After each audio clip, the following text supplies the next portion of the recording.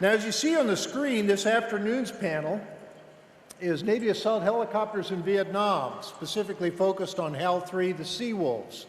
And I'm going to ask that panel to come up, and what I'm going to do is give you just a few things, a few items of interest about the moderator, who is Hill Goodspeed. Hill Goodspeed is the historian here at the museum. He is trained, he is educated in history and journalism, and he does a phenomenal job in both. If you read his products very often in the papers and in the magazines, he's written 5 books. Gentlemen, please have a seat. He's written 5 books. He's published. He's the winner of the Naval Aviation Museum Foundation Arthur W. Radford Award, and he's an adjunct professor for the Naval War College, their distant learning program. So I'm going to let him introduce the rest of the panel here this afternoon, but I'm going to ask you to welcome a very tall gentleman, a very wise gentleman, a very knowledgeable gentleman, and a very good friend, Hill Goodspeed. Thank you.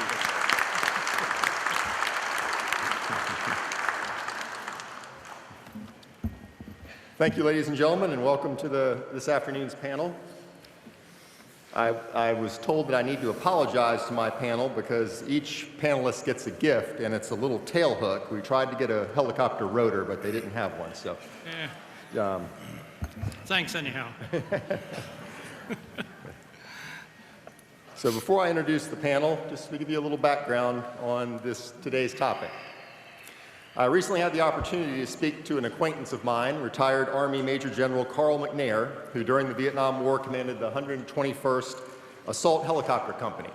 And upon telling him that I was going to moderate this panel, he relayed a story about Army General Creighton Abrams, the commander of all military forces in Vietnam, who happened to be visiting one of General McNair's bases to present some Distinguished Service Crosses to Army personnel.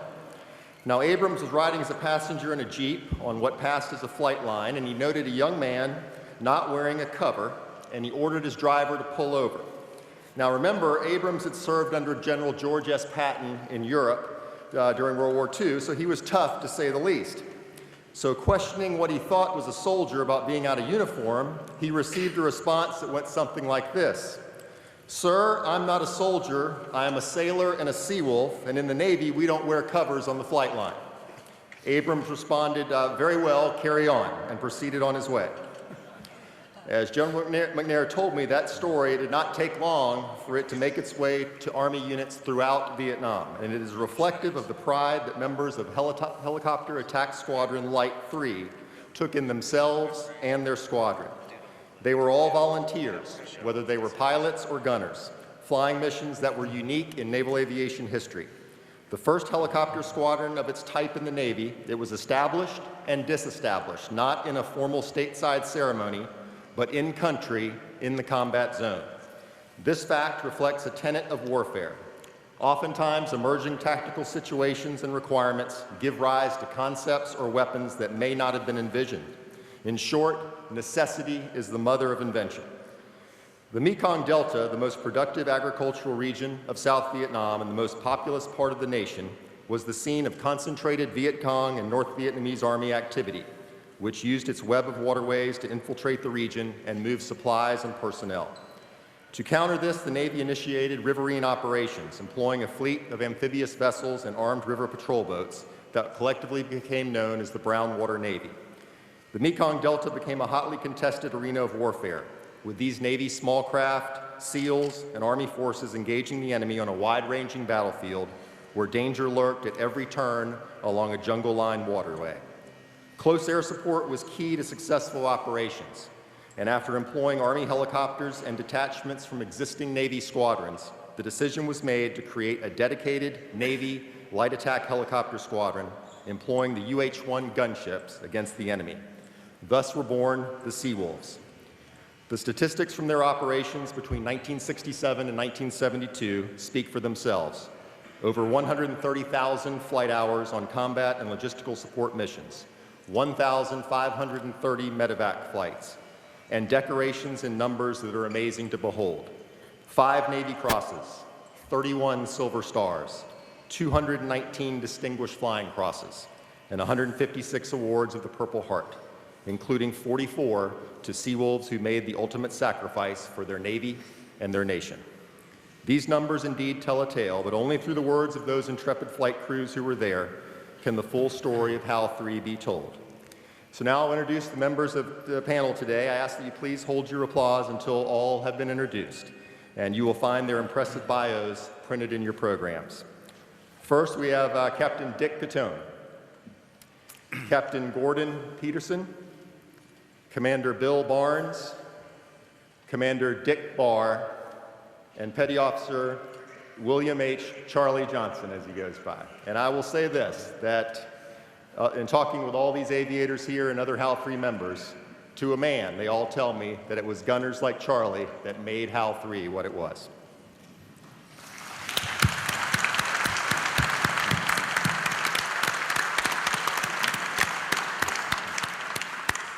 And I've also found out in my 20 years as a historian here, I've met many groups of naval aviators. I tell you what, as far as being a squadron that is closely bonded, few have come close to HAL 3. And I know there are a lot of HAL 3 members in the audience. So if you served in HAL 3, please stand up and be recognized.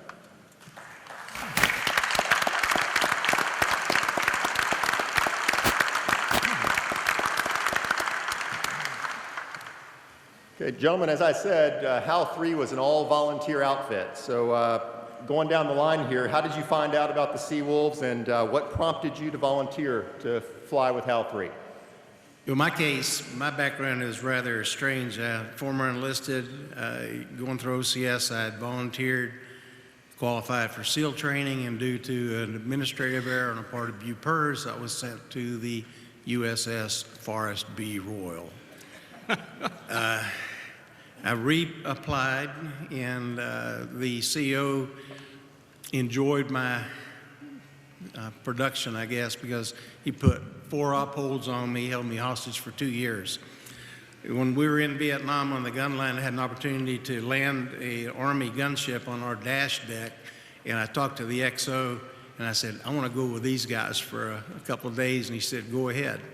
And so I had an opportunity to fly with the Army gun team, and I said, this is what it's all about. And that XO had also told me to put in for flight school. I did. They dropped a card, expect orders in a week, and it was 18 months later when I finally was allowed to leave the ship. So I arrived at Pensacola, and the first 2 people I met, Con Jayberg, very, very dear friend of mine.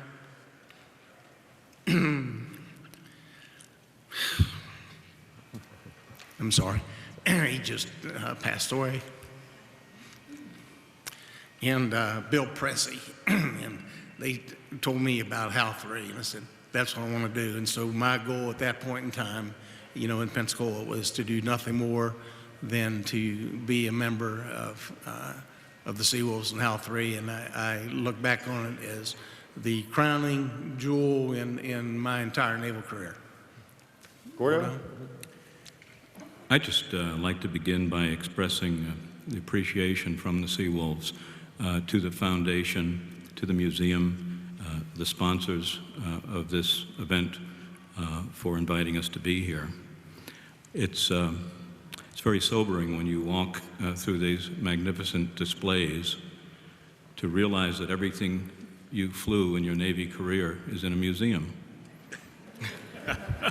When I left the BOQ this morning, someone said, where are you going? And I said, to the museum. And I said, what are you going to do? And I said, I'm an artifact. But we were young once, and we've got some stories to tell.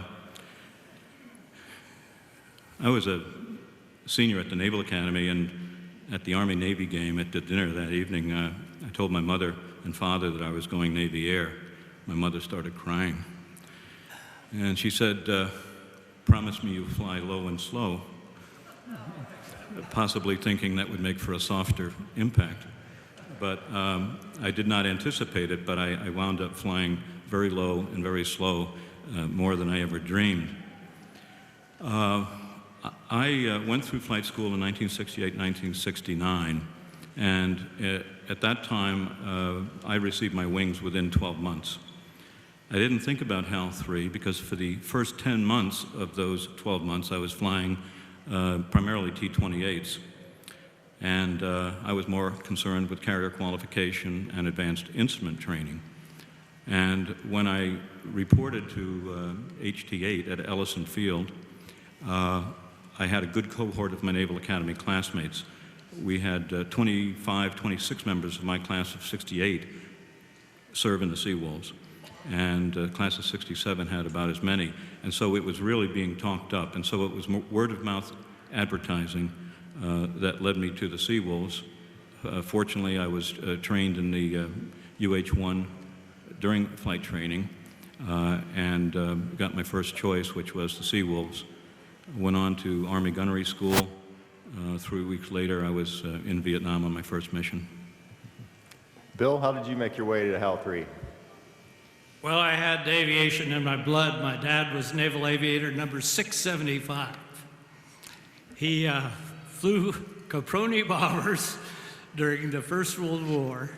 And then my oldest brother was a Navy pilot that flew the TBMs and TBS in the South Pacific during the Second World War.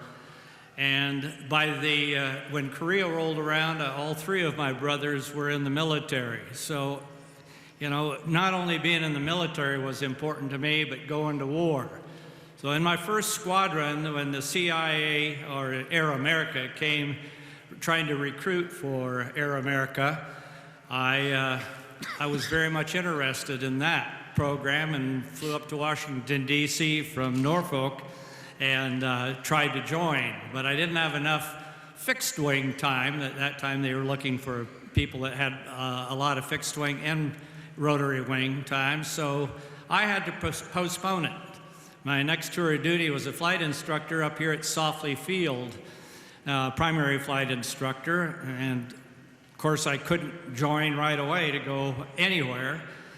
After 2 years, though, I got a word from one of my fellow instructors, and he said, hey, they're forming this squadron over in Vietnam called HAL 3. And I said, well, are you going? He says, yeah, I'm getting orders.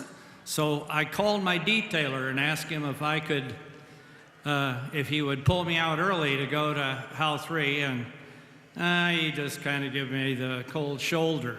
So I wrote him an official letter. It's always good to do things officially, right? There's still no response. Now, the last thing I did, I don't recommend to any of you young naval aviators that could shorten your career.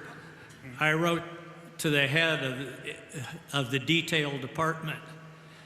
I got my orders in a week, and a nastygram from the detailer.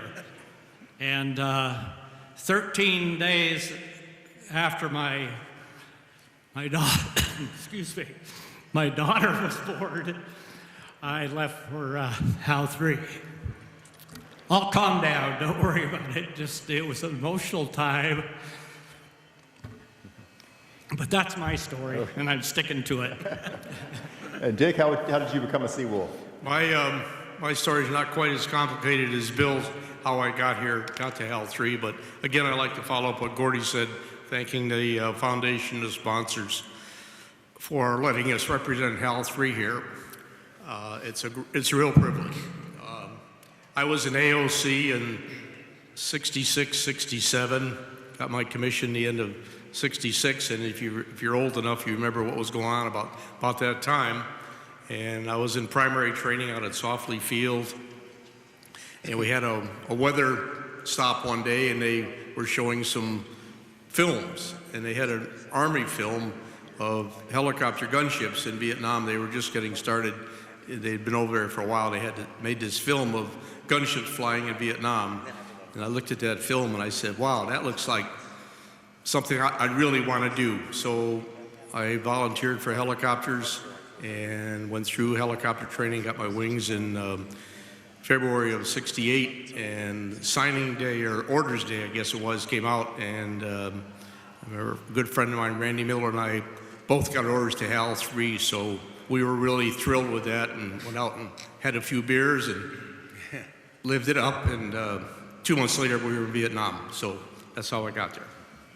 Now, Charlie, not many people go from cook to machine gunner, so how did you find your way to HAL 3?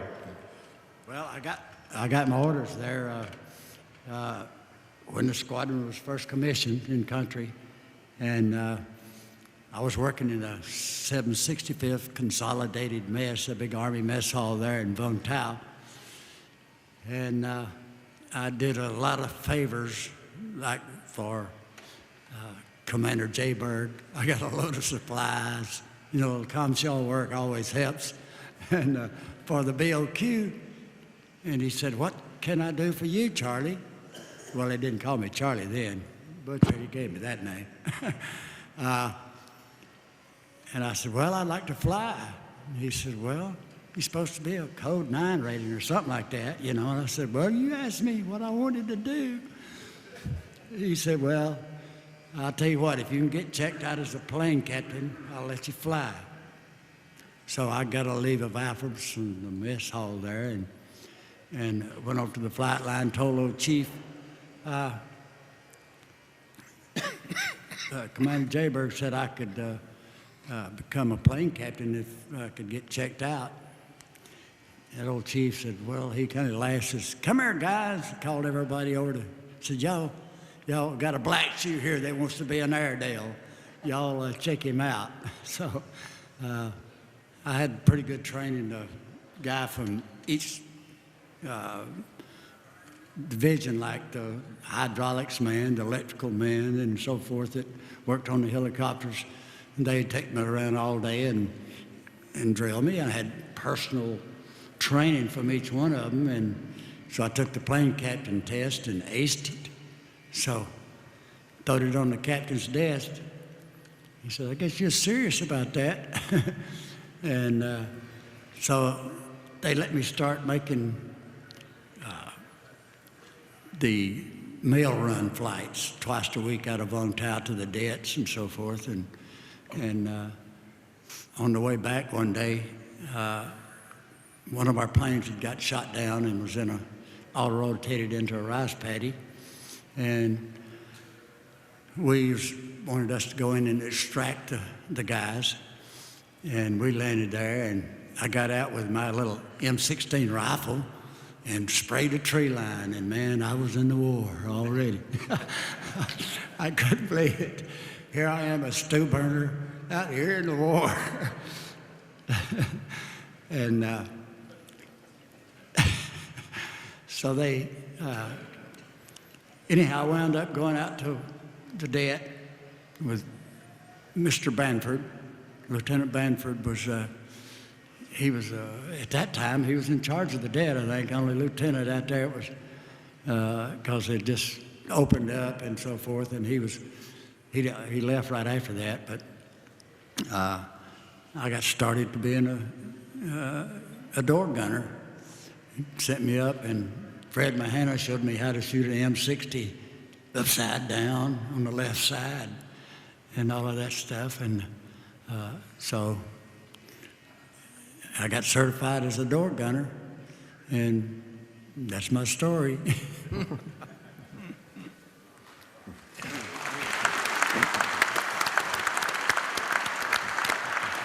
Hey, Hill, you know this, but the audience would probably like to know it, is that out of the 516 combat missions I flew, Charlie was my door gunner on about 400 of those. So it's a real pleasure. That's the reason I'm here today, because of him. Now, it's not, most naval aviators would never admit that they were trained by the Army in any way at all, but all of you had some sort of indoctrination with the Army. So, Bill, what was that like? And others can follow on about what you were taught by the Army in preparation. Well, my training was at Fort Benning. Later on, the pilots were trained over at Fort Rucker, and we were trained mainly by warrant officers that had one or two tours in Vietnam. We were rapidly trained, and we were all helicopter pilots, so it was just a matter of learning a new aircraft and the weapons systems, practicing pinnacle landings, and we got to shoot up targets like derelict tanks, and it was a lot of fun. And rapidly, the whole training program went very rapid. One interesting sidelight there is one day we landed to debrief. We're on what they call a pinnacle, you know, a small mountain in Georgia. And there were 3 helicopter gunships, and we gathered around debriefing out in the field, and all of a sudden this slick, which is a big Huey, comes in, and a bunch of brass gets out, the generals, and then this tall dude gets out and saunters over to us, the Duke, John Wayne. And he comes up to us, you know, and it's, what you guys doing, you know, sort of thing. And we told him, well, we were helicopter gunship pilots with the Navy. He couldn't believe it, you know, with the Navy. So we sat around shooting the breeze for a while with the Duke, and he was really impressed. He was gathering material for the movie The Green Berets. Well, I also attended Army Gunnery School at Fort Rucker in December 1969 and January of 1970, and I can't say enough for the quality of the training.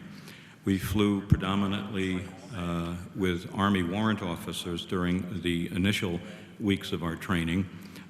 They were highly experienced combat veterans, and we learned a great deal from them. The ordnance training was exceptionally fine, live ranges, so we had a taste of that and what we would be doing in a few short weeks. I had about 25 hours of training spread over those 2 months. There was another dimension that was very appealing, and that was the quality of their flight simulators. Back here in Pensacola, even during the time we were flying the H-1, we were still using link trainers. Some of you in the audience know that they were developed during World War II and don't really replicate the interior of a helicopter. And we could do all sorts of emergency procedures and so forth on the simulator. Very valuable training. So another dimension, one memorable night, we went out and did full auto rotations to the ground without a power recovery. What that means for non-helicopter pilots in the audience, you're at altitude and you simulate an engine failure by bottoming out the collective, so the rotor system is not powered. You're a glider spinning down to the ground. And we practice power-on recoveries here in Pensacola, where when you get down to 50 feet, you start bleeding off the airspeed, getting the nose up, slowing down, rocking down, and at that point, the pilot, if it was a good auto rotation or not, would put the power on and we'd be power recovery. This was a full night auto rotation to the ground, and there is a difference. So that was a great confidence builder. Could also be a good confidence destroyer. One other aspect of training at Fort Rucker, and I had 2 lessons, one at Fort Rucker and later when I was in Vietnam. And the lesson is you get what you pay for in defense contracting. All of the Navy pilots at Fort Rucker, of course, had their instrument rating. So if there was a cloud ceiling of 500 feet for what we were going to do, no problem. 400 feet, much below that, questionable. The Army had contracted out all of its maintenance training at Fort Rucker. The contractor was being paid daily by the number of aircraft that were in an up or operational flying status. When the weather was bad, the Army didn't fly because their pilots, for the majority, were not instrument rated. Navy pilots, on the other hand, went out and manned the aircraft. And the first day we had inclement weather like that, the Navy pilots in my cohort went through about 4 aircraft that were down, hydraulic leaks, electrical problems, one missing a door. Yep, on the yellow sheet in maintenance control, they were marked as operationally ready. We brought that to the attention of the Army's maintenance department, and I think there were some changes made. I'll leave it at that. Now, Dick Catone and Dick Barr, could y'all talk about the Huey gunships and what?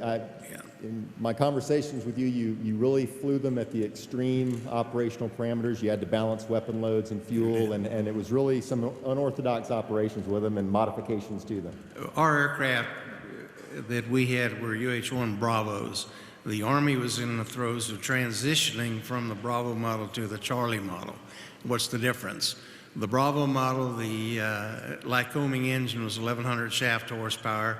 The Charlie model had a 1,300 shaft horsepower, had a different rotor system. People say, was the aircraft adequate? Well, for what we were doing, we put it to its limits at every step. The typical ordnance load on our aircraft, we had transitioned from the XM-16 system, which were twin-mounted, flex-mounted M60 on either side of the aircraft, along with 2 7-shot rocket pods. And we went to the XM-21 system, replaced the twin M60s with miniguns. Each of the aircraft would carry 10,000 rounds of 7.62 ammunition for the miniguns. Our door gunners could usually pack between 1,000 to 1,200 rounds of 7.62 in a door box. They sat just on a little canvas seat with a handheld M60, and as Charlie was saying, you know, you learn depending upon which side of the aircraft, if you fly with the gun upside down or the other way, because you don't want the disintegrating links to go through the tail rotor. In addition to that, we carried a 50 caliber machine gun on the right door on the lead aircraft, and normally we try to get between 800 to 850 rounds of 50 caliber. The rocket pods, 2.75 inch, you know, folding fin rockets with 17-pound warheads. And depending upon the nature of the missions, the time of year as to what type of fusing mechanism. Like during the wet season, we would not use any armor piercing because the rock would just go into the mud, and about the only thing you can do is make the VC muddy. So with that, you had proximity fuses. In the dry season, obviously, then you could use the APIT. Each aircraft, you had a choice. We got rid of all of our M16s, and on the back of the seats, we had M14s. Everybody had a personal weapon, and most of us were dumb enough to take our 45. You get in your armored seat. Where does the 45 go? Right in front of your crotch, which when you stop and think, that's probably not the brightest place to put it, but there was nowhere else to put it. We carried M79 grenade launchers, and each aircraft we had poles with grenades on it. So, you know, the typical thing, you would be using your 50 to suppress the initial fire coming at you, and using rockets, guns, and Dick can talk, you know, on the tactics part of it. But there were times when we had expended everything and we're down to grenades. And I can tell you a tale on what happened to one of our gunners later on that one. But Dick, you want to just talk on how we normally would do? I'm sorry? You want to just pick it up from where we're loaded and the ordnance? Well, like Dick said, it was a crew effort. Every time we did rearm, refuel, it was everybody would jump out, and we could rearm the aircraft in a couple of minutes. We had the crew chief. We usually, unlike the Army would go land their helicopters. Everybody would jump out, leave it turning. We always left one guy in the aircraft, but everybody else got out, and we could rearm the rockets and the machine gun bullets in no time at all. And just kind of a stat of how many rounds we did actually expend. An average det we'd shoot in an average week, 2 aircraft, we'd shoot about 1,000 rockets and about 1 million rounds of 7.62 and about 10,000 rounds of 50 caliber every week. So we did expend quite a bit of ordnance. In our base where I was at in Bin Long, we'd come back and the door gunners would try to keep their brass inside the aircraft so it would not go out and hit the tail rotors. Because the brass the tail rotor, it would damage. You'd have to change the tail rotor. So the door gunners were very adept at keeping all their brass inside the aircraft. You'd come back and there'd be 6-7 inches of brass, expended brass in the back, and we'd load it into ammo boxes, and we had a little lagoon behind our ramp there, our revetments, and we'd take it out and dump it. And one day they drained that lagoon, and that thing was was probably 1/8 of a mile long, solid brass, 6 to 7 feet deep, that people had been dumping brass in for years. So it was quite amazing how much brass we used, or how much ammo we used. The Navy, in our wisdom ways, always kept accounting of how much we used, but we'd go to an Army place and we could take their fuel, take all their ammo. They didn't care. They had no limitations on restrictions or charged it off to the Navy at all. So we always try to use all their ammunition from the Army we could and save our own for ourselves. So. Well, another thing that's interesting is the fact the barrels, our gunners were so astute when you're in a firefight. They're firing until you'd literally see the rounds going through the barrels on the M60s, and they kept an asbestos glove, because if that barrel started to bend, they have to switch the barrel out, put a new barrel on. And I can't tell you how many times, just in the heat of battle, there'd be gunners that would literally grab it almost barehanded. The guys were absolutely phenomenal. And as Dick was saying, I never went to a Navy base, because where I was operating, we were in the Badlands, and it was just Army little compounds, a couple of tents, ammunition, a rubber fuel bunker, in, out, and on as quickly as you could. I think you'll see the theme as we talk about different things here is the closeness and camaraderie and the total dependence each of us had on each other. There was no real line of demarcation, whether you be a 01, 02, 03, a E1, E2, or E3, everybody worked together. Typically, we would be on 24 hours, off 24. My particular detachment, 75% of our flying was at night. It was all reaction.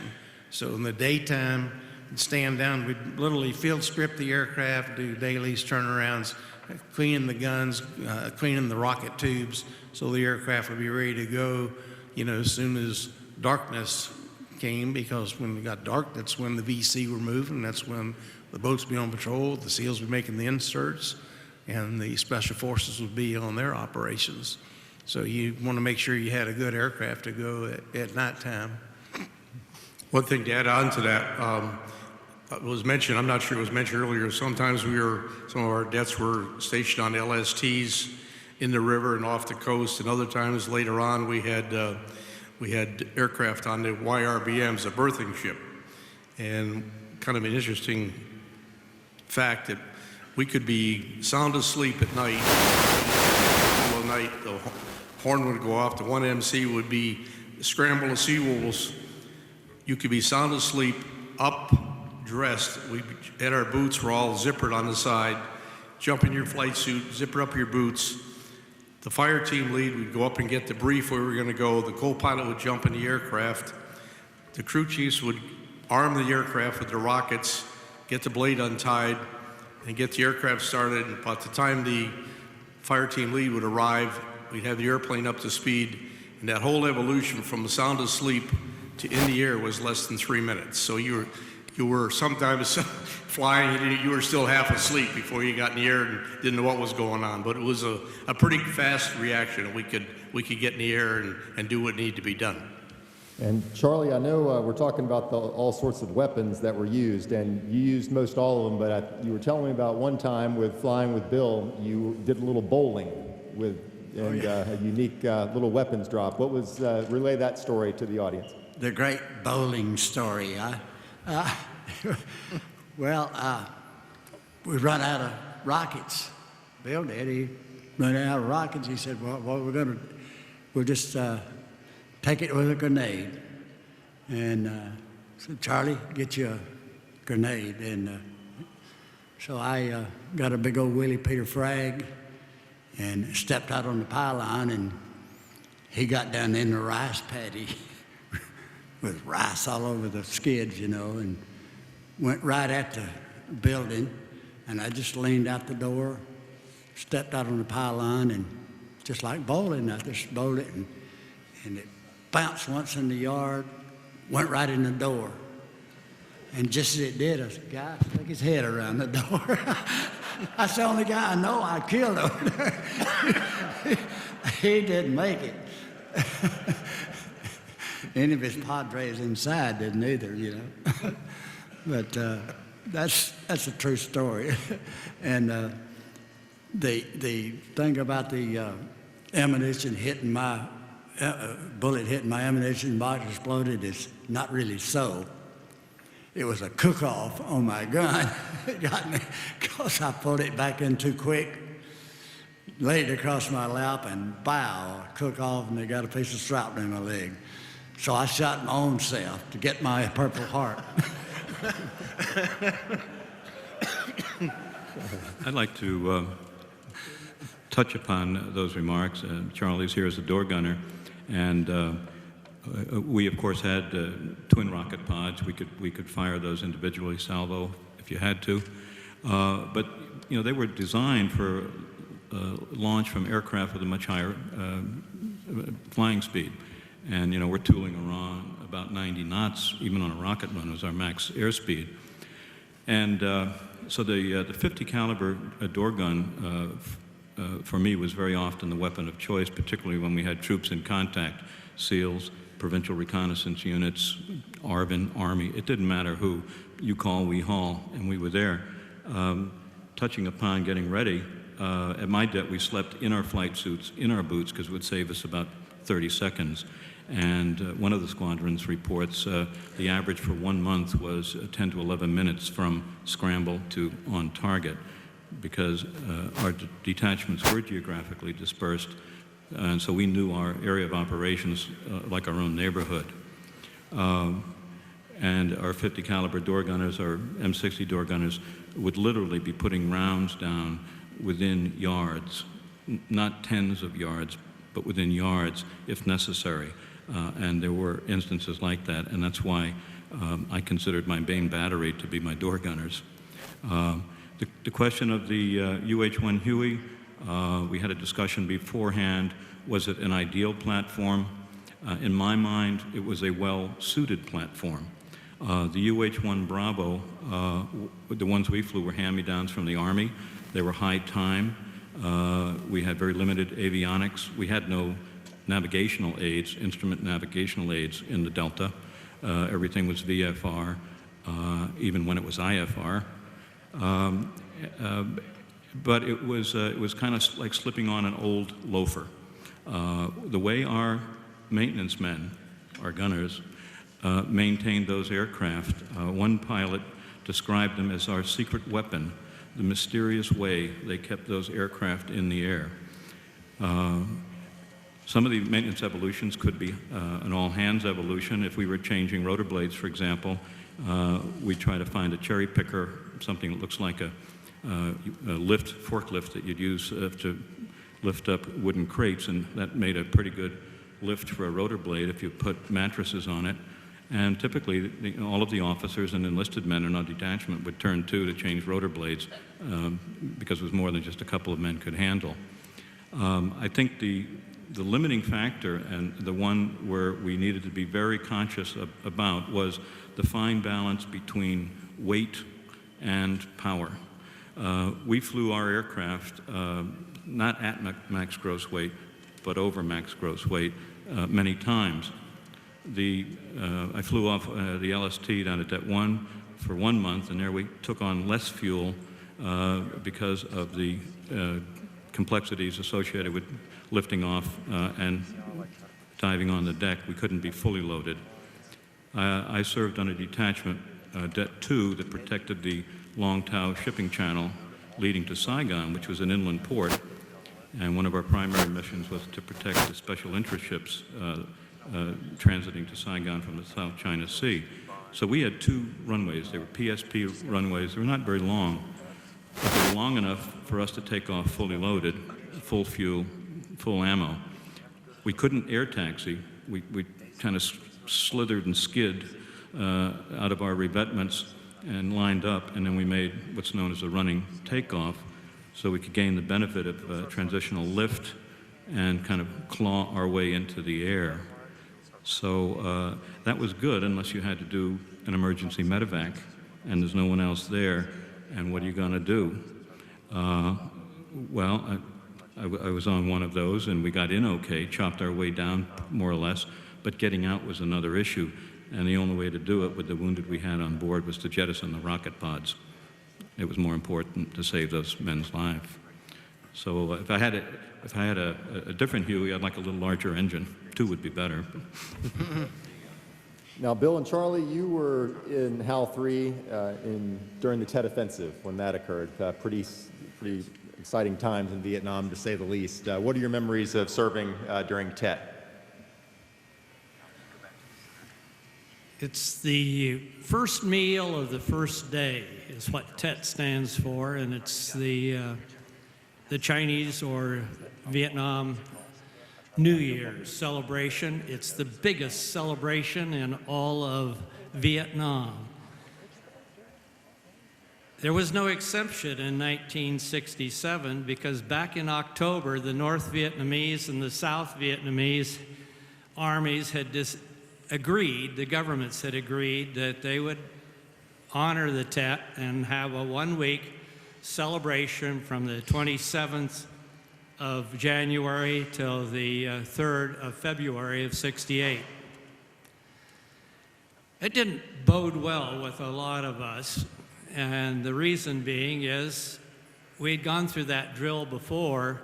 Every time the North Vietnamese and South Vietnamese had decided on a holiday, a ceasefire, the North Vietnamese violated it, so it didn't last long. But for some reason, the forces that be in the South Vietnam decided it was going to be okay, and by the 27th of January, over half the ARVN forces were on military leave.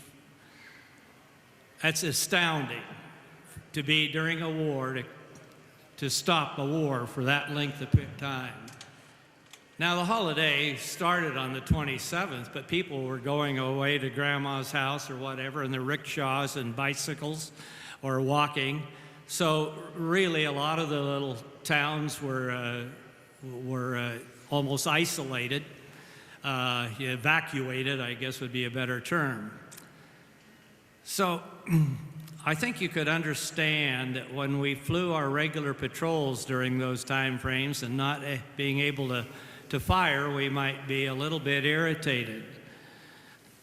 By the 29th of January, I was livid. I was so pissed I couldn't see straight. Here we were flying over the countryside, down these paths, these roads, along the canals, and there were VC and North Vietnamese troops marching in columns of 10 to 40 in length, carrying flag standards with the communists, the VC flag on the top. In sympathetic areas, the same flag was flying from the hooches, the rooftops of the houses.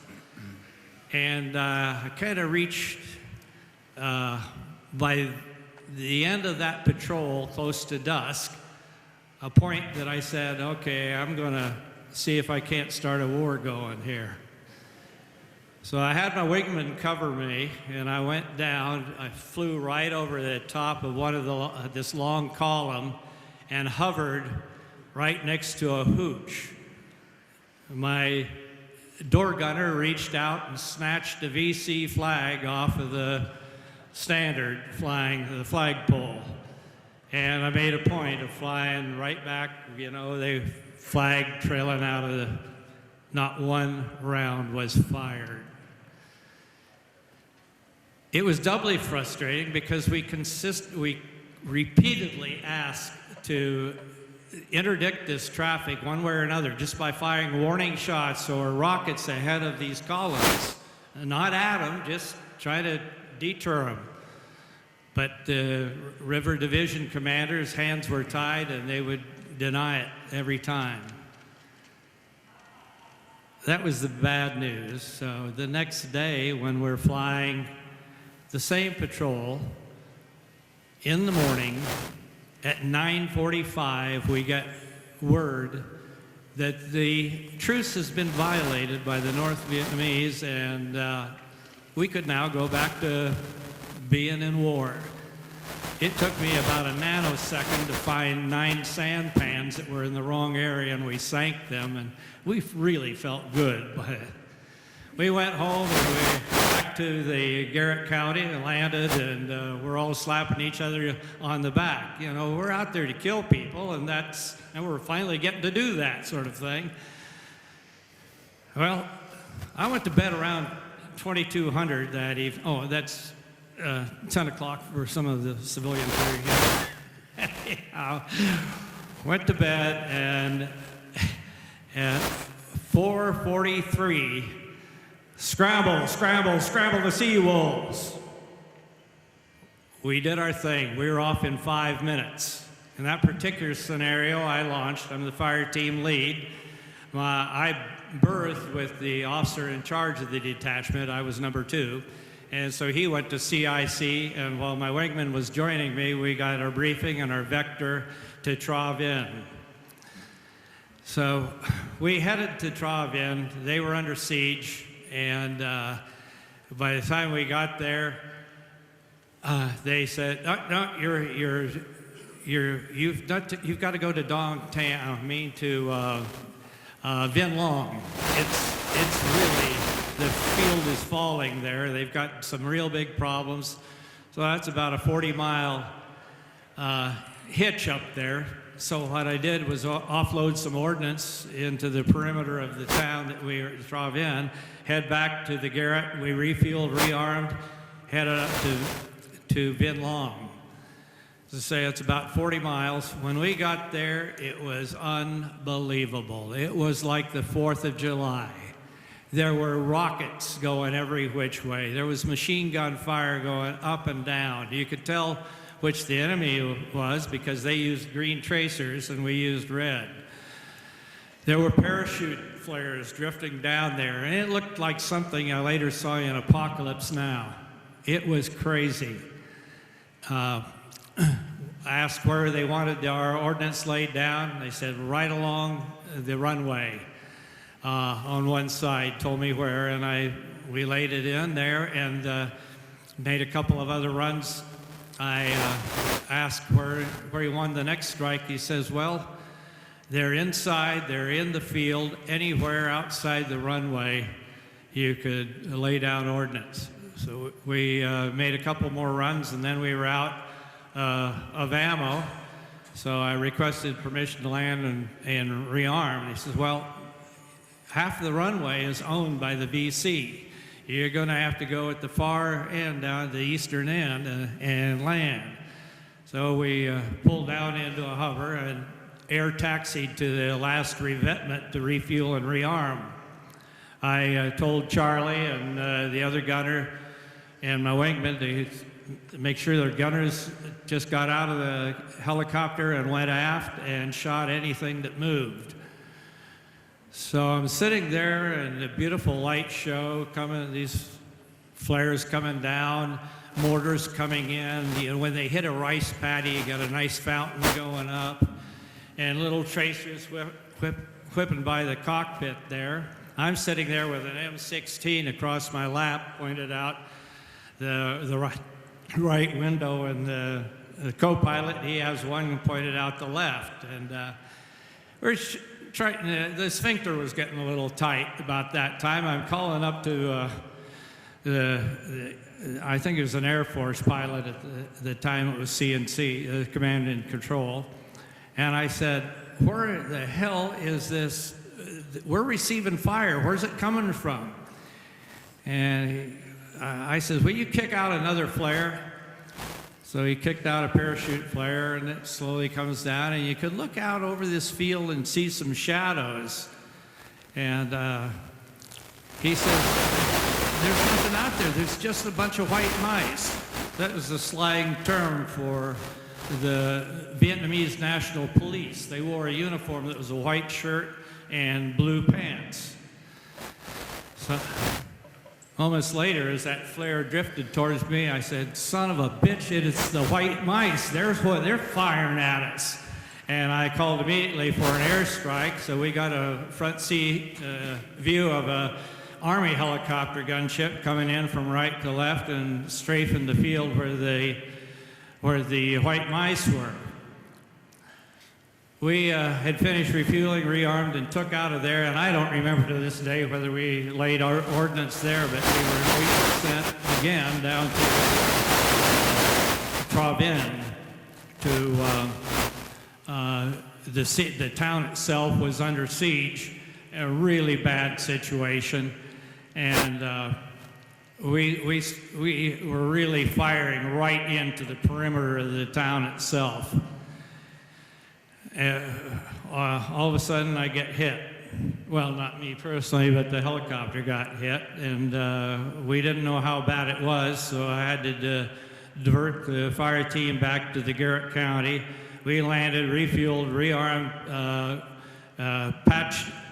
patched it up well enough, and went back out and flew some more. Eventually, we determined that the hit was bad enough that I needed to fly to Vung Tau and get the airplane patched up there. So we scrambled up to Vung Tau, just stood around while they repaired the aircraft, flew on back down, and finally got to bed. At 2 o'clock the next morning, we're scrambled again. This time, back right directly to Vung Tau, to Vien Long. They're losing the base. The town is half occupied by the VC, and we had to cover the evacuation, the Navy evacuating the base, the PBR base up there. That scenario continued for 3 days, flying 24 hours round the clock. By the time the hostilities had calmed down a bit, we had lost 1,500 troops in South Vietnam. This is compared to 1,100 troops the month before and approximately 1,100 troops the week after. We all had some real strong feelings that I can't express in the right terms in front of you about the Tet Offensive. That was the turning point of the war. And even though lots of people, they claim that we won the Tet Offensive, we all know how we ended up the war. Thank you. Well, collectively, you look at your bios, you flew over 2,000 combat missions, and they ranged in time from 0.3 hours to 2.1. And as I asked you before, to think about some of your memorable missions and even your memorable experiences in HAL 3. And I'd like to start with Charlie and Dick Barr, because both of you were shot down, and I'd like you to relay those experiences. Charlie, can you recall the time that you were shot down? That was with well, I don't remember what it was. We got around somewhere or something. We had to go. We had to go in, and I remember going into the rice paddy, and I'm got my foot braced against the door frame up there. I knew it was going to tumble when we hit it, but he slid it in just as slick and smooth, and they had a bullet, I think it hit the lineal actuator or something, and he had to shut the engine down and auto-rotate in, and we landed, after we got down in the rice paddy, well, the wing ship flew back over to the ship and brought a new part out there, and I put it on right there in the field, and we flew it out of there. It was easy. And Dick, I guess mine was a little more complicated again. I'm going to take a quick look at this map here for a second.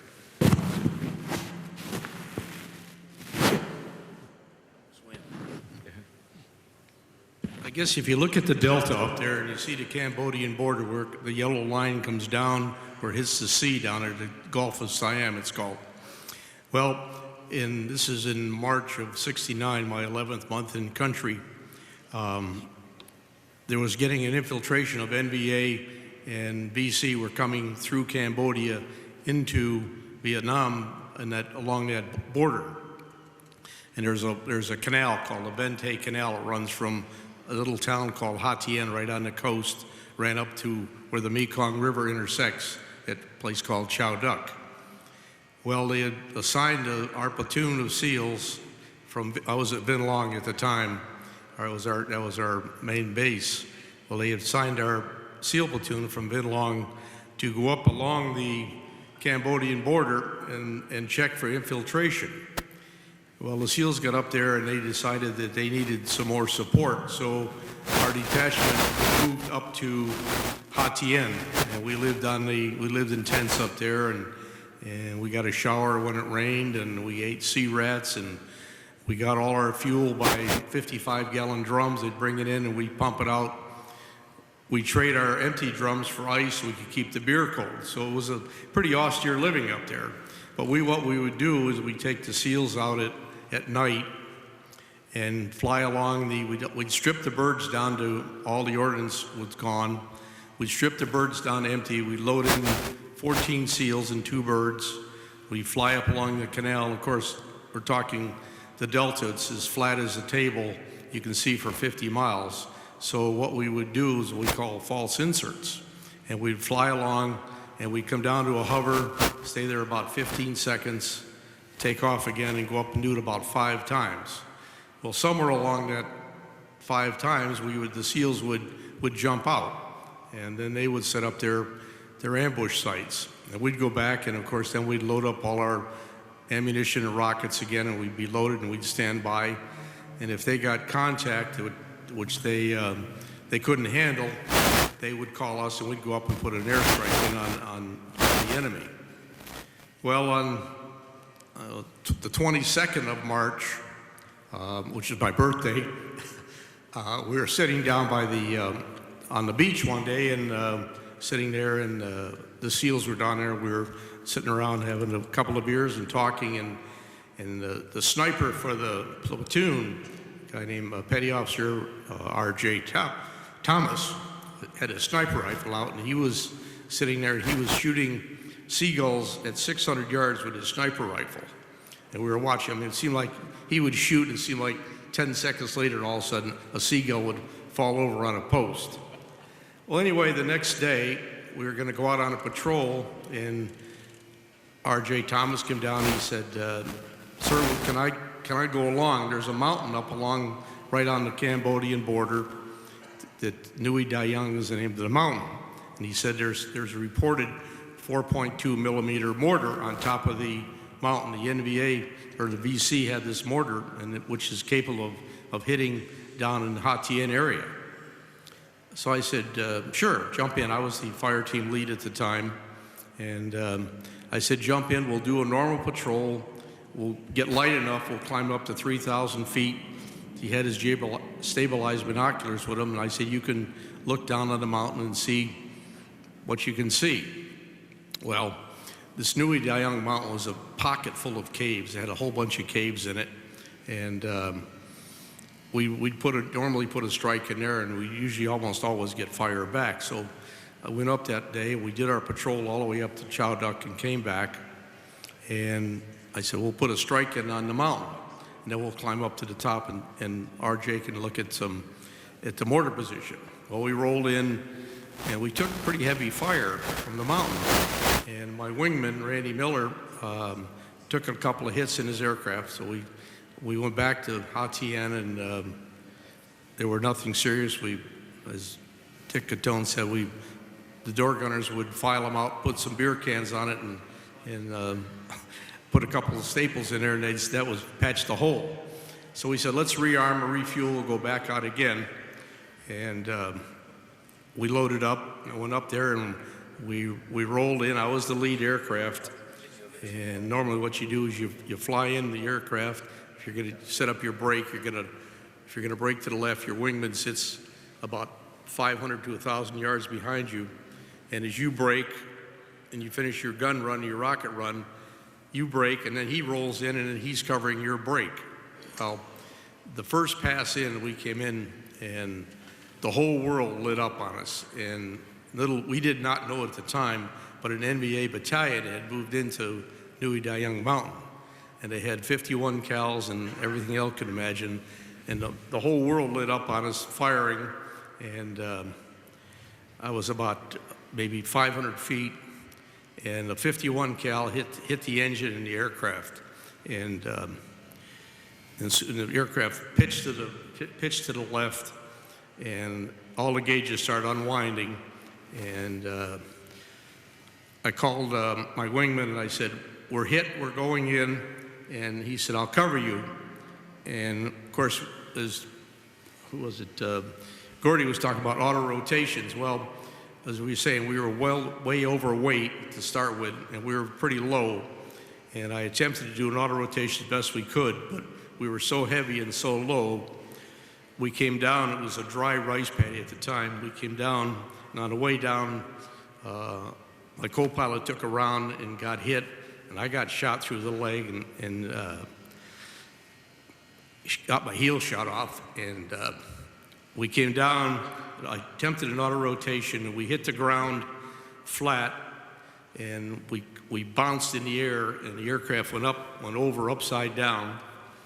And in the crash, my right door gunner was killed in the crash, and my left door gunner, who was sitting on his seat, had they call it a chicken plate, armor plate they wore in their chest between their straps. That came down and broke both his thigh bones.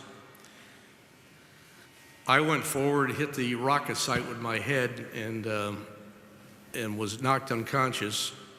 The SEAL was sitting in the back on a gunner's belt, and he got thrown out of the aircraft. It ended up about 20, 30 feet away from the aircraft. And the aircraft was upside down. It started burning. I was unconscious. My wingman called for assistance, and an Army helicopter about 40 miles away came up on a call, and he said he was en route. And like I say, I was unconscious. RJ came over and popped my seatbelt. I was upside down in the seat. He popped the seatbelt. I hit the ground, and I became conscious again. And he dragged me away from the aircraft, which was now starting to burn. And my wingman landed, and he got his door gunner, one of his door gunners, got out and helped the other door gunner who was with the two broken thighs. And we got around behind the aircraft, which was burning, and I was pretty messed up. Like I say, my heel was shot off and had a bunch of shrapnel, and I didn't realize at the time, but my left eyeball had popped out when I hit the rocket sight, was hanging down on my cheek, and I didn't know it, but I just felt it was fleshy there, and so we got in the ground and we did a weapons assessment. Well, the SEAL, he had his stoner with him, but when we crashed, it had bent the barrel on that. And of course, in the aircraft, the door gunners had 2 M60s apiece. We had a couple M14s, an M79 grenade launcher, and everything was inoperable or burning. We had nothing left. The only weapon we had left among all of us was my .45 with 3 clips on it. Well, we got down behind the aircraft and set up a perimeter there, laying on the ground, and about 20 minutes later, the Army aircraft arrives. It was an Army slick, had just one M60 in the door, and he came to a hover about right over our heads. As he came into a hover, they opened up on him, and he took a whole bunch of rounds. The pilot got shot through the leg, and he lost control of the airplane. It's spinning over our heads, doing 360s. The co-pilot grabbed the controls. He took off of the airplane and flew away, and about that time, they made a run at us, and they're coming at us with AK-47s, everything else, and we're laying on the ground, and I'm laying there and on my back, and I'm looking over my shoulder,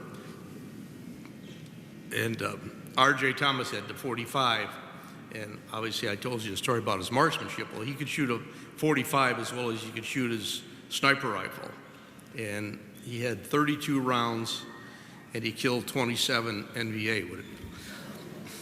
some out to 50 to 75 yards. He was hitting them in the head. And it was just enough that they stopped coming at us. The Army bird came back in again, and he landed about 30 feet away from us, and we crawled, whatever, to the aircraft.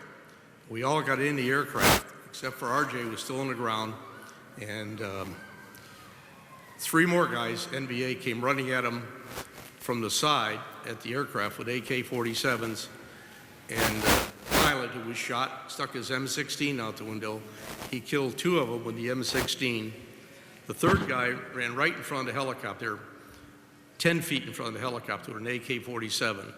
And the Army pilot told me later, he said, I looked up and I'm trying to get my M16 in the window. I'm looking this guy right in the eye, figuring he's going to raise up and we're all going to be shot. Well, RJ was still laying on the ground on his back. He rolled over, put the 45 up, boom! He picked the guy right off the ground with the 45. And the Army guy told me later, he says, I'll never forget it. He said, RJ looked up, a big smile. He said, you see that banana? Anyway, we got in the aircraft and we flew back to Ben Tui, which is about a 50-mile trip, and they took us into the medevac hospital, and we all survived. And well, we didn't all survive, but the ones that survived the crash got out of it. And RJ was awarded the Navy Cross for that event.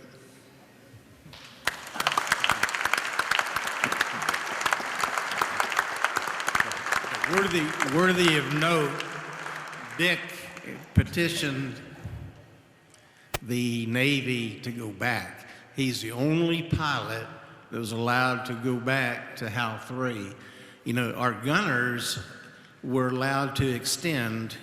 After their 1-year tour, they could extend for 6 months at a time, and the Navy gave them 30 days called basket leave, free leave. And we had a number of our gunners who made numerous extensions. But it's interesting because what Dick had gone through. Now, of course, we've been bantering back and forth for years and years because he got to go back, I didn't, you know, and it's one of the things that we admire Dick. But at the same time, as he was saying about the gunner, I think that is demonstrative of the value that we placed on our gunners, because one time, my last mission, not to get ahead of where we are, but I'll kind of make it in cryptic. 2 days before I was supposed to come home, we had gotten scrambled along the same, matter of fact, just a little bit to the east of where Dick was on the Cambodian border of Special Forces, heavy contact. And when I get on the scene, the Special Forces were just across the fence in Cambodia, the first pass, roll in and going against 37 millimeter. And that 37 millimeter in a Huey, that's not a fair fight, you know. And you got to hit the rocket pod on the right side, and before I could even jettison them inside, my gunner had already jettisoned the pod. Next thing, smoke check the whole instrument panel, so now you're flying blind, can't see squat, you're across the fence.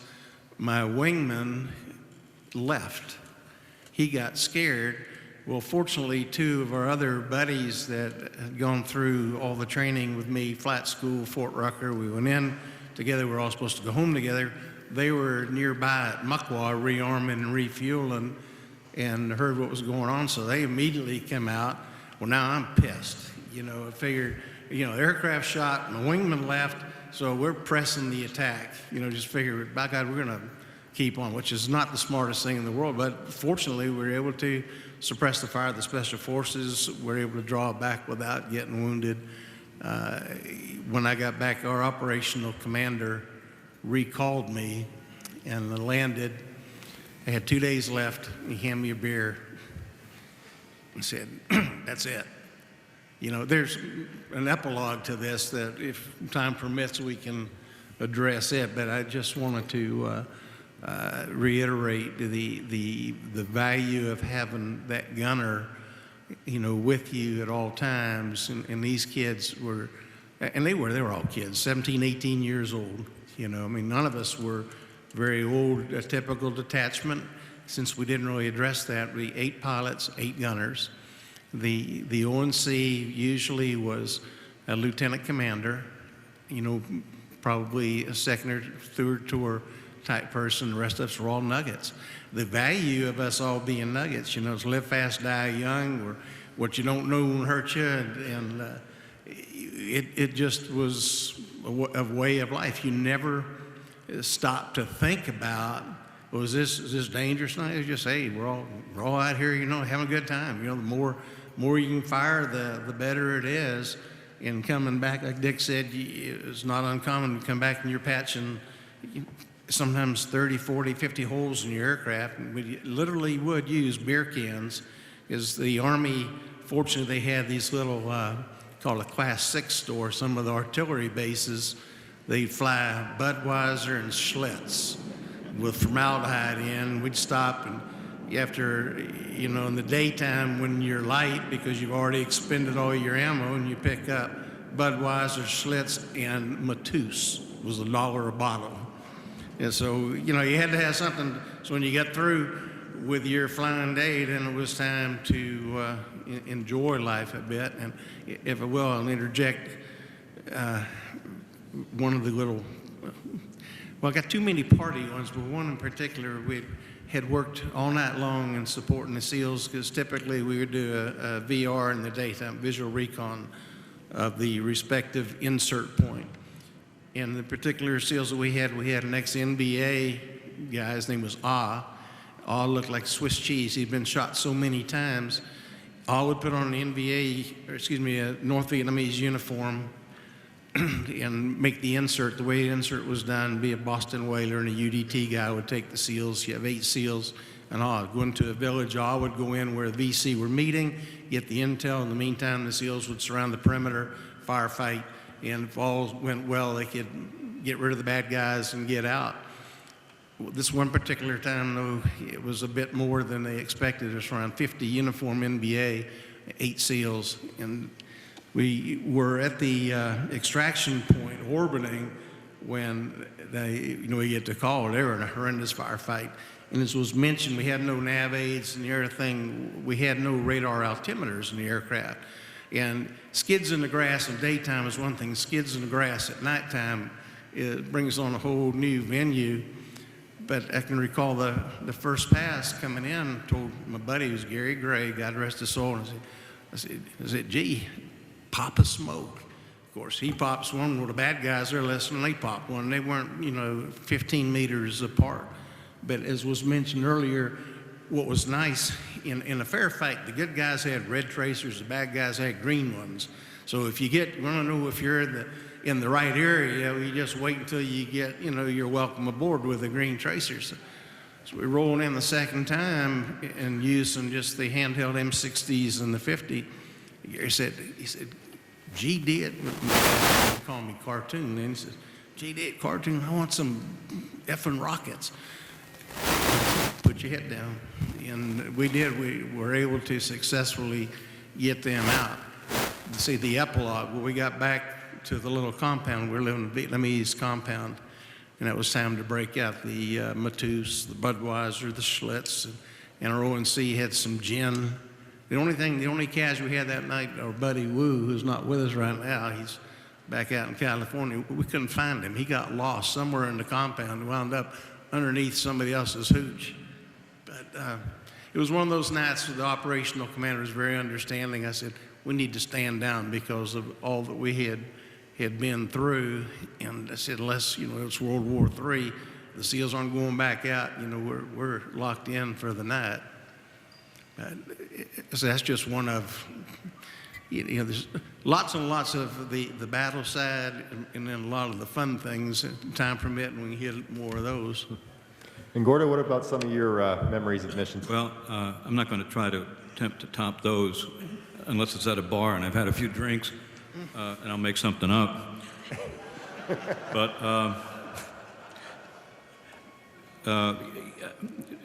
I had my engagements, but not everything that could kill you was hostile fire. I came very close to having my tombstone read, he died in a midair collision with a tree. And fortunately, I got my head out of the cockpit in time. We're at very low level, putting door gun fire on to support a provincial reconnaissance unit. Those of you who know anything about the Phoenix program and the CIA and snatch and grab, we supported the crews. And it was generally at treetop level, given their proximity to the people they were trying to capture alive. And we weren't trying to kill them. We were putting blocking fire down to prevent them from escaping so they would chuhoi, surrender. The aircraft commander was actually flying, but we were very concerned. Fortunately, I looked forward just as we were going to fly into a tree. It was the largest tree I'd seen in my life. It got bigger as we were flying closer. And I just grabbed the stick, pulled back, and bled off every bit of airspeed. And we managed to get over the tree, at which time we dropped the nose, and the aircraft commander was ready to hit me until he saw the tree. And that was one example, but there were others. The time on an LST when the ship had swapped tanks and we had our aircraft refueled with water, not JP, and we picked up into a hover, ready to dip off and drop down to the water below on our way, and the engine flamed out, and we settled back down on the deck. The time we made a liftoff from a helo pad on the river, and the pilot did not wait to see if he could hover, and he couldn't, and we proceeded to go our merry way over the river, but we couldn't get airborne. And the water was up over the skids. The rotor wash was throwing the water up onto the windscreen, so I looked down him and I turned the windshield wipers on. And I told him, I was not the aircraft commander, I said, I don't think we're going to get airborne. The gunners are back there throwing out 50 ammo. We've got a Marine advisor who's saying, I'm never going to fly with these guys again. We had gone down to pick them up, and we were too heavy. So I said, I'm jettisoning the rocket pods, and he jettisoned the rocket pods. We got lighter. We took off. So there were other dimensions to flying. I will say this. I was a junior, lieutenant junior grade. However, in HAL 3, the determination of the person in command of the fire team, 2 helicopters, at 2 where I flew, we had 4. We didn't do 4 aircraft operations very often. But when I qualified as a fire team leader based on my experience, my training, the qualifications, the test that our OIC would administer, if you will, after about 6 months, I was a fire team leader. And when I was a fire team leader, I was in charge of those aircraft. Even when our officer in charge, a commander, was flying but had not qualified as a fire team leader. It was based on combat experience and training and experience. So, and that was unlike some of the other squadrons in Navy at the time. And some of the officers in those squadrons who came in were senior by rank, but some of them had never flown in combat before, and I've talked to quite a few VF pilots and so forth where they said they really wish they'd had a more combat experienced flight leader, but you got your experience pretty quickly. I have a point of clarification. You've heard terms thrown around like the PRU, the Navy SEALs. We were in Operation Game Warden, and that was to really supporting the PBRs and interdict the river patrol boats and to interdict the traffic in the Mekong Delta. However, very seldom did we have to do that other than when they got ambushed. We were then called in to support them, get them out of a canal or whatever.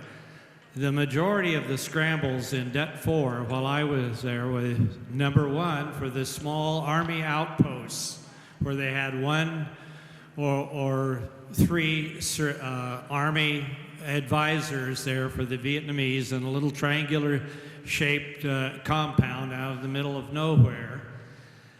We flew, at that time, it was extraction for the Navy SEALs, usually when they got themselves in trouble. This was an evolution. The Navy SEALs at that time were under the direction of the CIA. That's where they got their, in the early 67s, that's where they got their intelligence, and it sucked. So they got a lot of trouble just because of the intelligence they were getting. Later, when Dick Tone and Dick Barr and these guys were there and working with the SEALs were doing their own intelligence through, well, they used the NILOs, the Naval Intelligence Officers, but they had their own SEAL program for intelligence. The Provincial Reconnaissance Forces were Vietnamese whose families usually had been all annihilated by the Viet Cong, so they were a little bit irritated to start off with the Viet Cong, and the CIA paid them for what they brought in. And they had usually one SEAL leader for a platoon of these Provincial Reconnaissance Forces. And Charlie, we need to visit your missions. You flew 400 with Bill and 200 more. Are there any particular missions that stick out in your mind that you remember to this day? Yeah, one that I remember vividly. We got scrambled one afternoon about 1 o'clock in the afternoon off the ship and headed out towards the target, and there was a bird dog spotter up there hollering, "Get up here on the way. We got hundreds of them out here in the field in a riot ready." And we got up there to the area. We might make one. There were so many of them you couldn't. Usually you can make them keep their head down by the suppressive fire that you're laying down toward them, but there were too many of them, and we made one. The number 13 round we picked up, and anyhow we limped into Van Long, I think it was, and those guys leaped out there, maintenance guys, and they was patching holes just left and right. And I'm out there saying, "Don't hurry, guys. Take your time. Take your time." I wasn't in no hurry to get back up there, I'll tell you. It was 19 rounds we took, but who's counting, you know? I remember I wasn't in no hurry to get back to that area, but that one comes into mind really vividly with me. I have a quick one. You know, when I got back from Vietnam, a lot of the people would say, "Man, weren't you afraid? Wasn't that terrible?" And everybody here will agree. You really don't have much time to be afraid when you're receiving fire or you're on a rocket run or any of those circumstances. You get afraid when you think that's when you get scared. When you have time to think about the situation, like Dick Barr was in.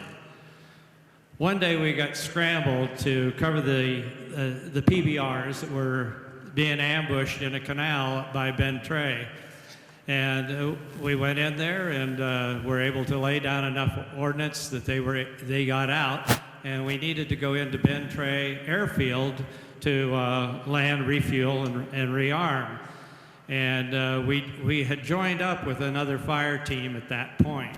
So we had two fire teams that landed almost simultaneously at Ben Trey. We land and get out of the helicopter, and you don't know the silence that existed that day. But when you're used to children running up to your helicopter, and we always handed out the candy from the sea rats, and trying to protect them, make sure they weren't putting a grenade down your fuel tank at the same time. There was not one child on that base that day. Matter of fact, there was one guard, as I remember. And he was excited, jumping up and down, and he pointed over towards this 10,000-gallon fuel bladder that was right next to our helicopters there. We had a manifold coming off of that. 10,000 gallons of JP4, and I look up and there's a satchel charge. This is, a bomb basically that's usually command detonated by wires. And I run up to this thing, and I told everybody to run for cover. I grabbed my survival knife and picked up the charge and cut the wires to it. Well, I had a second there where I was thinking, well, if the thing blows right this minute, you know, I'm not going to know about it anyhow. I'm not going to get wounded. And then the other thing was, well, if it's not command detonated and it's booby trapped, well, the same results, right? I'm just smoke. So, well, cut the wires, nothing happened. Nothing happened to the bomb, but immediately mortars started raining in around us and automatic weapon fire from this tree line. So I looked for shelter, you know, we're not going back to the helicopters, and I see this old concrete structure, oh, maybe 50 yards away. What it was is a pillbox that was built by the French when they occupied it, probably 20 or 30 years old, made out of concrete. Well, this structure, probably 10 feet in diameter on the outside, had sunk into the ground and twisted a little bit. So the entrance was a lot lower than normally, and the little slits in the side of this pillbox didn't provide much light. 7 or 8 guys jammed into this thing, and the motors are following. There's still machine gun fire coming in, and I'm bent over. There's water up to my upper thigh, and this is the one you've got time to think. In Southeast Asia, in South Vietnam, there are 140 snakes, species of snakes. 30 of them are poisonous. I'm bent over with this bomb clutched to my chest, ordnance going on all around. I'm bent over, and I'm scared. What am I afraid of? Getting bit in the ass by a snake. Yeah, you better believe it. I thought real quick like, I said, guys, I think it's letting up outside, and besides, we can't stay in here forever. So we hustled back, got airborne, and were able to neutralize the forces in the tree line. Well, we've only got a little bit of time left. Go ahead, Dick. I'm just going to kind of reiterate, my friend started at Dong Tam, and when I was at Dong Tam, March 26, 1969, earlier that day we had flown in support of the SEALs on Toi Son Island on the Mekong River, rearmed, oh gosh, I think maybe 4 or 5 times, and we finally suppressed all the fire, got the SEALs out. We landed at Dong Tam, went to the fuel well. That's where you refuel, and rearmed. We came back, shut down. 20 minutes later, Dong Tam erupted. Every night we would get a ground purge. The villagers from the nearby village in Mito would come aboard, and I swear this one guy every day, he was saying, right 20, up 10. And this particular afternoon, they hit the ammo revetment. All told, 850 tons of ammunition exploded. They had Quonset huts, they actually imploded. And when we got airborne, we had 2 detachments operating out of there. And where we had our ready-duty Connex box, it blew a hole 35 feet deep into the ground. It was total devastation. Dong Tam was the headquarters of the 9th U.S. Division. They had helicopters on the north end of the field, and the Seawolves, we were on the south end. We just had an old trailer that we had bunkered in and operating our detachments out of there. But it was, that was a real good welcome, you know, but that's when we became vagabonds, because we went from Dong Tam to Mukwa, Dukwa, Ben Luck. And just one last little thing, it's kind of a human interest, was reiterated a number of times, the off-duty fire team responsibility was cranking the aircraft while the on-duty was trying to get the coordinates. We didn't have to go through any echelons of command. It would be just a direct call in on a Fox mic radio. saying scramble 1, 2, or 3. 1 meant troops are in deep kimchi, can't get out. 2, deep kimchi, don't know what's going to happen. 3, we've been in contact, but the boats either have moved away or whatever. So the immediacy was, of the essence. One particular day, we had finished all night long flying Nui Bai Din, which is up at Tain Inn. Came back, it looks like everything was quiet, got scrambled again. I'm waiting for the oncoming fire team, and I don't know where the fire team leader is. The aircraft's cranked, and we had a mama son that made us called mailbag trowels. She took the mailbags and made shorts. So I'm in the aircraft, cranked it up, sitting with nothing but my mailbag trowel on. It's time to go. I put on my hard hat, chicken plate, and I flew. Oh, God. We rearmed twice, barefoot, with nothing but my mailbag trowel and my hard hat. And then when you get back, we were laughing about it, and I said, well, that was really smart. I mean, you got shot and you've been screwed, run around in Vietnam with nothing but, a pair of orange shorts on. But His nickname in the detachment was Mailbag. yeah. But it was kind of the nature of the beast of what we were able to do in the particular det. Each det had very specific missions, and the beauty of ours is the fact we're in the Badlands, and none of the heavies ever came out. I mean, we were just, a bunch of crazy lunatics. We still are. Dick, if you could, go ahead and relay that.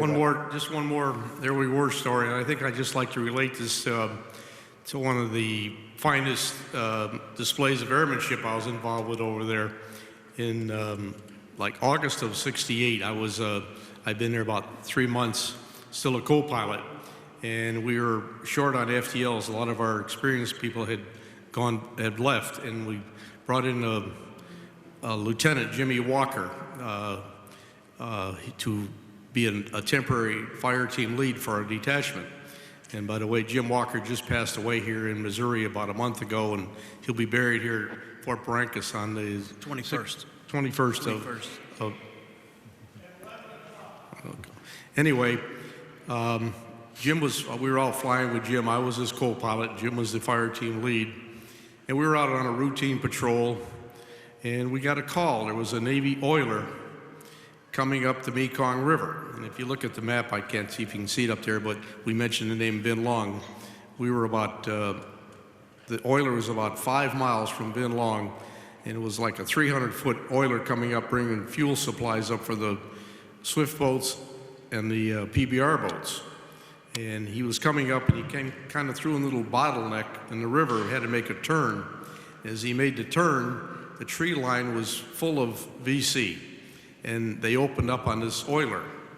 And he had taken numerous casualties, and he got on the radio. The CO of the oiler was a senior chief. Well, he got on the radio and called for help, and we just happened to be in the air. We were less than 3 minutes away from where they were, and we rolled in. Jimmy Walker says, let's just dump everything we can dump on the first pass, see if we can suppress the fire, because it was like 100 meters from the boat to the shore, and we could see fire coming on this oiler, and they had no armament, no protection whatsoever.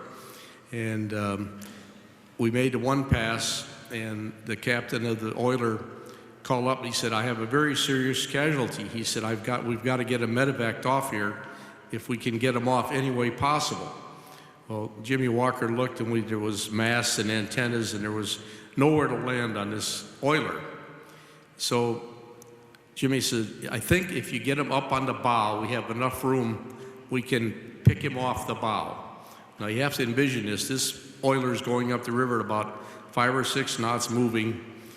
We come in and make an approach to the boat coming in. As he's moving, there's some stanchions up on the bow of the ship that are about 3 feet tall with the chains around them. And Jimmy makes the approach, and our right door gunner is giving him signals. He comes in and hovers right on top of the stanchion and tells us to get this guy up there. In the meantime, I'm in the left seat.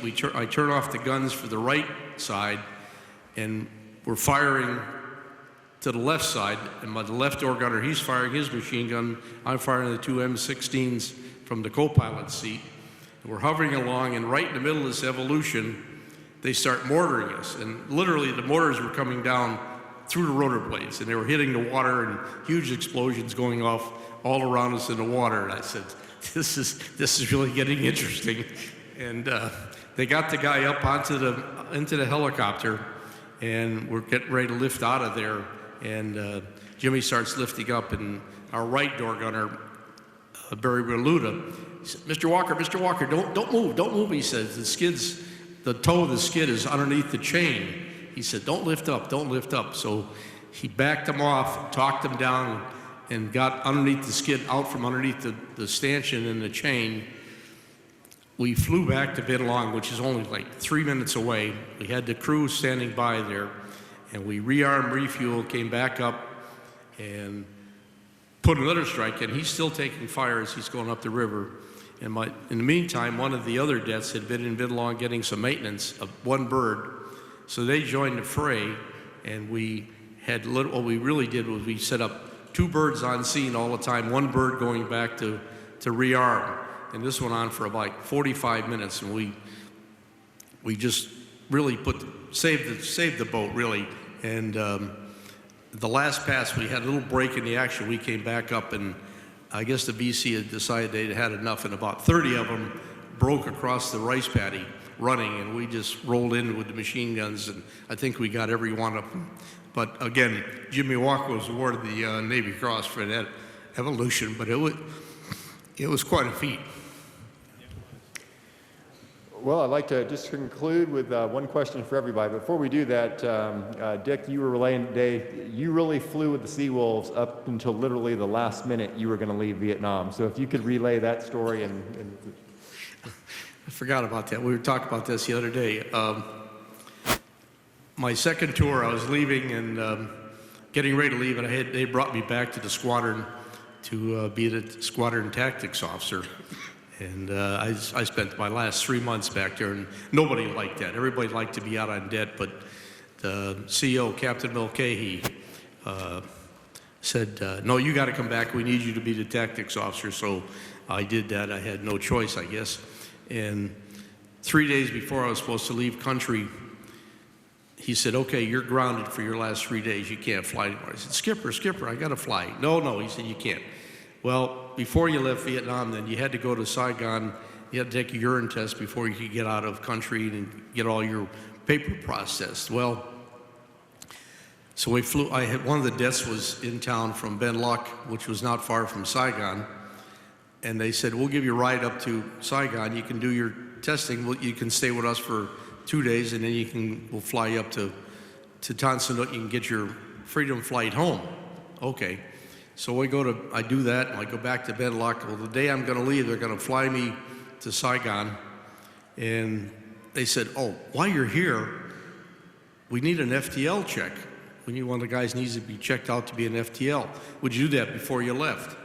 I said, yeah, that's fine, because usually what we did on an FTL check, we'd go out and do a simulated runs, let the prospective FTL call the shots, and to make all the commands of what he's going to do and how he's going to handle the situation, and you throw a few scenarios at him and blah, blah, blah.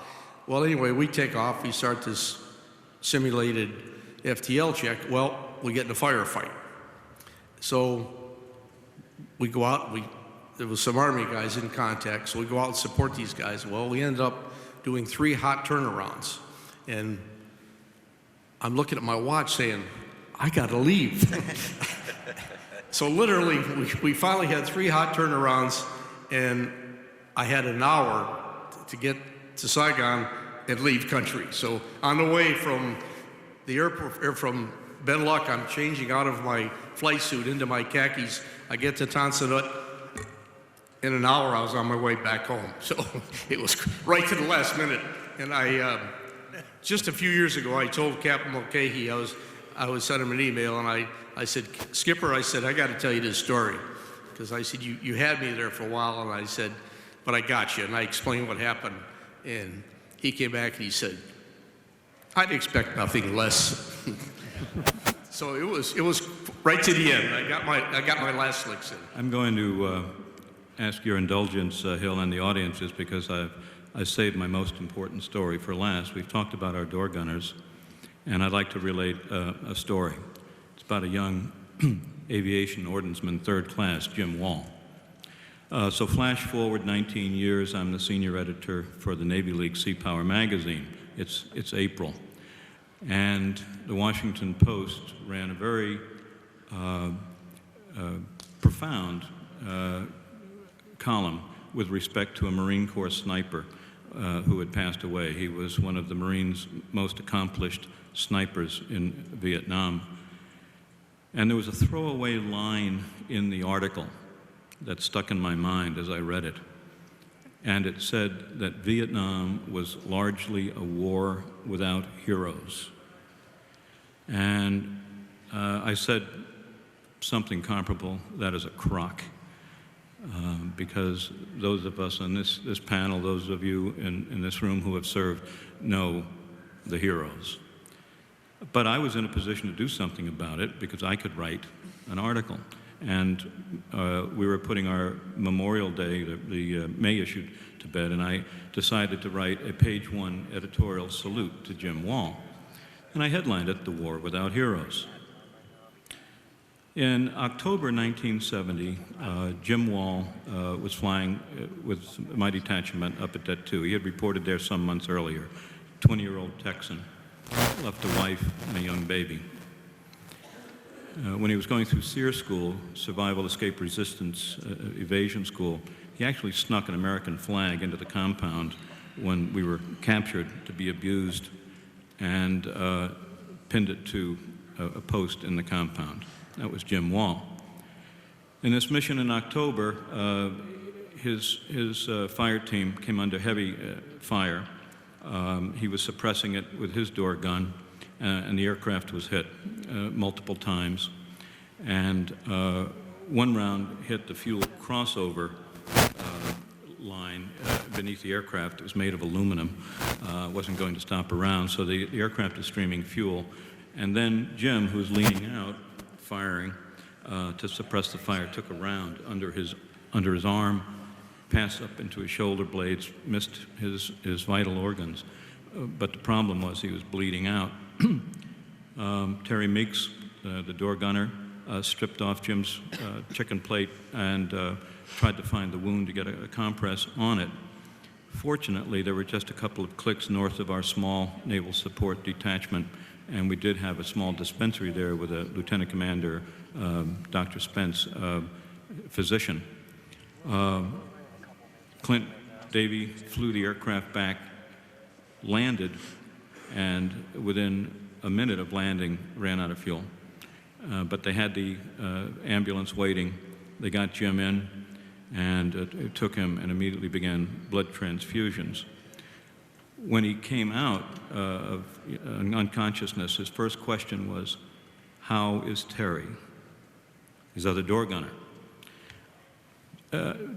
Jim was eligible to be medevaced, probably to Japan first and return home. And he refused and went through his convalescence in a hospital in Saigon. He recovered and wanted to complete his tour. He was told he had $1 million wound, so to speak. He said, I'm not going home, I'm staying with the squadron. And so he was returned to our headquarters in Binh Tui in a non-flying status. I left country. In those days, we would wait for the Navy Marine Corps Times to come out, and we would review the casualty list once we got home to see if there was anyone we knew. And in April of 1971, I read AO3 James Wall, and I just couldn't believe it. I couldn't understand how he had been killed. And I looked into it, and Jim was supposedly in a non-flying status, but Det 8 up in Rockjaw was critically short of gunners. And I don't know if it was an authorized transfer or not, but Jim wound up in Rockjaw. And he arrived with his sea bag. He had one orientation flight just to give him the lay of the land on one of the daily recons that we would do. and went out to dinner with his fellow door gunner and prepared for night operations. And they were scrambled. And they were taking an intense fire on one run, putting suppressive fire down, and then flew back to Rockjaw to rearm and refuel, and then returned to the fight. And on one of the rocket runs, again taking heavy fire, Jim Wall was leaning out, putting suppressive fire down, and he was a damn good shot, good door gunner, when a large caliber projectile deflected off one of the warheads, did not detonate it, but it hit Jim in the head, and he was killed instantly. The aircraft took rounds as well and plummeted to the earth, but the pilot recovered and returned back to Rockjaw, and then Jim's remains were forwarded to the States. So when people talk to me about the war without heroes, it really gets to me, because Jim Wall had always been a hero in my mind, as our door gunners were. He had been awarded 2 Purple Hearts, a Distinguished Flying Cross, other decorations for heroism. And the postscript was that the commanding officer of Naval Station Norfolk at the time read the article and called me to ask if I could verify everything in it, which I could. His father, I believe it was Captain Beauchard, his father had served in the Seawolves and was a maintenance officer for the squadron. And they had just built a new transit enlisted quarters, and they were looking for contemporary heroes to name it for, and so they named it the James A. Wall Manor. And the squadron flew some of his relatives and distant cousins up. The Navy flew his sister, former wife, and daughter, and we honored Jim Wall. So that's the story I wanted to relate. And I would also tell you, as a postscript, I'd like to acknowledge the role of Dick Cantone here. During the Korean War and during World War II, Navy aerial gunners were awarded combat aircrew wings.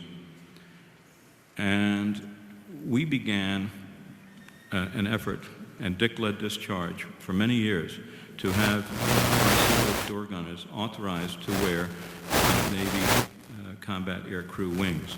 The criteria are very high. It's not sufficient to be flying in an aircraft as a gunner alone. You had to take hostile fire. You had to be under enemy fire. And for years, this language in Navy bureaucracy, I don't know what the reason, but it was a terrible injustice. And Dick's efforts, and then my classmate, Admiral Kevin Delaney, fellow Seawolf, who just passed away last month over in Jacksonville, it was authorized, and Admiral Zumwalt in 1998 presented them to our gunners who were authorized to wear them. Now, I don't know what the situation is today with the Marine Corps and the Navy door gunners that have served in combat in Afghanistan or Iraq, but if they took fire and returned fire, I don't understand why, if they're not wearing them, they're not wearing combat aircrew wings. Thank you, Dick, for doing that.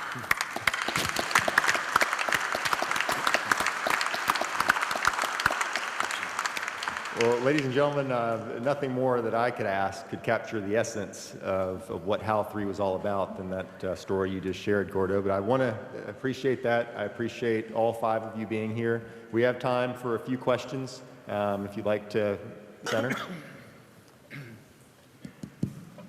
that work? Yes, sir. Go ahead. Okay. Three comments. First of all, you guys bring back a lot of memories.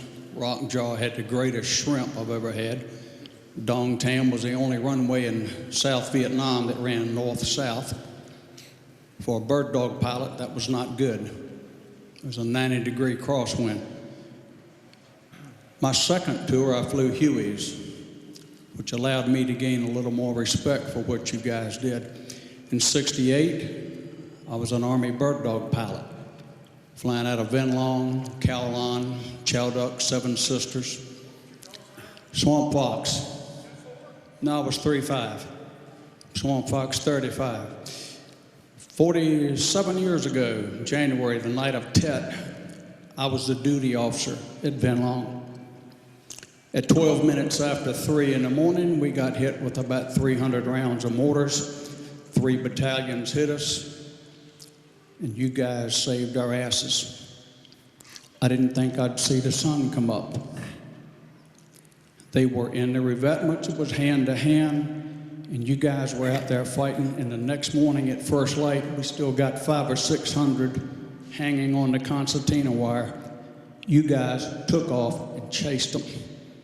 So I would imagine that most of the Seawolves have reproductive organs the size of cantaloupes. But the Riverine Forces, PBR, SEALs, Special Forces, we flew cover for all of them. But you guys saved our ass. And if you don't mind an old Army guy doing it, I'd like to be an associate member of the Seawolves, if that's okay. That's my question. Thank you, guys. Hey, Swamp Fox, this is the president of the Seawolf Association, Bud Barnes. He's going to make you an honorary member of our association today. See, Bud. Way to go. Thank you. I'm Mike Louie. I was a pilot with Bill Barnes and Charlie Johnson on the Garrett County. When all of that stuff was happening during Tet of '68, the ship was anchored down in the Cochin River, well south of Vin Long. And every night, and there's sometimes 6, 8, 10 knot current in the river. Every night we had security guys dropping concussion grenades over the side. We were laying there in bed, whomp, whomp, whomp. And then we heard this whomp. And we thought, well, one of the guys got scared and dropped several more over. Early in the morning, the skipper, who was a lieutenant of the ship, sent a diver down.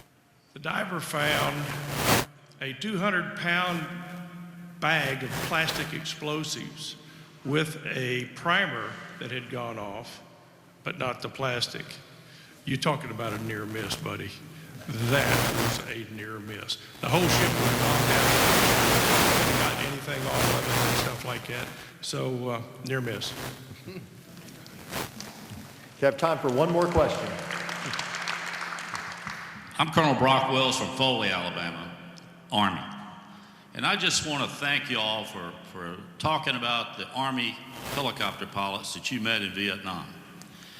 Most of those guys, you said they would do all kind of things. The main reason they were 19 and 20-year-old warrant officers. That's who really made the air war in Vietnam for the United States Army. I've got one of them sitting right over there, Mr. Alan Barnes. He was one. I was one. But I stayed in and went back for a second tour as a commissioned officer, so I can talk about this a little bit. When you're a commissioned officer, you pick the missions you go on, okay? But when you're a warrant officer, you go on the mission they don't want to go on, okay? So I'll have to say that the reputation that y'all had amongst the warrant officer pilots in the United States Army was right at the top. And that's a very, very important thing to have said about you by the Warrant Officer Corps in the Army. Thank you very much. Thank Okay, you. thank Well, you. we feel the same way about the warrants. I mean, the Army warrants are, without a doubt, they were the bravest young men. Real quick anecdote, one mission we were escorting 6 lifts of troops. It was an Army warrant in a Loach, the OH-6 Cayuse. Rare that we had this mission. Came in, we were just south of Tan An, and the troops were dropped off. The CNC ship is over the tree square. Tree square opens up, hits the Loach. The last thing he says is, "Seal, get them blankers." Hits the ground, rolls over and over. The observer took 14 rounds through him. We picked that 18-year-old warrant, went back, rearmed, refueled. He got another Loach and went right back. It's just phenomenal. That's the way they were. Yeah. Good on them. Well, ladies and gentlemen, thank you very much for coming today, and thank these gentlemen for their service and being with us.